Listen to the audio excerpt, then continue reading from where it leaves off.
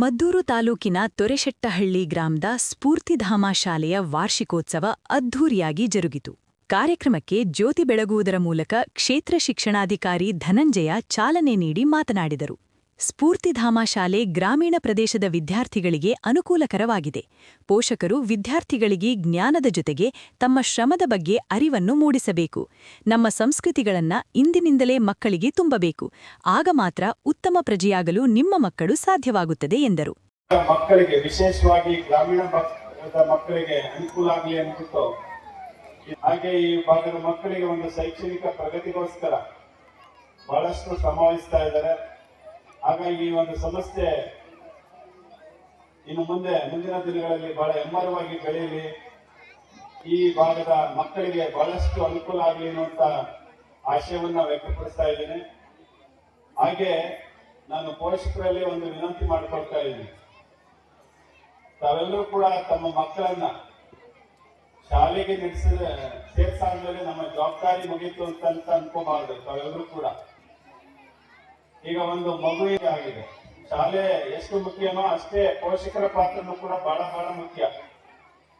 ಹಾಗಾಗಿ ತಮ್ಮ ಮಕ್ಕಳು ನಡವಳಿಕೆಯಲ್ಲಿ ಅಂದ್ರೆ ಒಂದು ಚಾರಿತ್ರ್ಯ ಒಳ್ಳೆ ರೀತಿ ಮಕ್ಕಳಲ್ಲಿ ಉಂಟುವಾಗಬೇಕು ಅಂತಂದ್ರೆ ನೀವು ಮಕ್ಕಳ ಮೇಲೆ ಬಹಳಷ್ಟು ನಿಗಾವನ್ನ ಇಡಬೇಕಾಗುತ್ತೆ. ಈಗ ಅವನು ಶಾಲೆಗೆ ಹೋಗಿದ್ದಾನ ಇಲ್ವಾ ಅನ್ನೋದನ್ನ ವಿಚಾರಿಸ್ಬೇಕು, ಶಾಲೆಯಲ್ಲಿ ಹೇಗೆ ಕಲಿತಾ ಇದ್ದಾನೆ ಅನ್ನೋದನ್ನ ವಿಚಾರಿಸ್ಬೇಕು. ಪ್ರತಿ ಹಂತದಲ್ಲೂ ಕೂಡ ಮಕ್ಕಳ ಬಗ್ಗೆ ನಿಗಾ ಇರಬೇಕಾಗುತ್ತೆ ತಮಗೆ.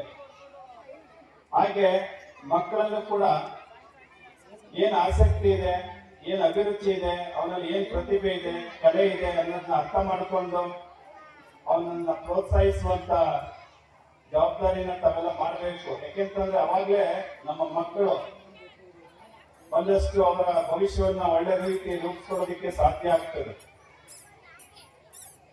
ಹಾಗೆ ಇನ್ನೊಂದು ಬಹಳ ಮುಖ್ಯವಾದಂತ ಅಂಶ, ಈಗ ನಮ್ಮ ಮಕ್ಕಳಲ್ಲಿ ಒಂದಷ್ಟು ಮೌಲ್ಯಗಳನ್ನ ಸಂಸ್ಕಾರಗಳನ್ನ ಬೆಳೆಸೋದ್ರಲ್ಲಿ ನಿಮ್ಮಗಳ ಪಾತ್ರ ಬಹಳ ಬಹಳ ಮುಖ್ಯ. ಯಾಕೆಂತಂದ್ರೆ ನಾವು ಮಕ್ಕಳಿಗೋಸ್ಕರ ಆಸ್ತಿ ಸಂಪಾದನೆ ಮಾಡಿ ಇಡೋದು ಮುಖ್ಯ ಅಲ್ಲ.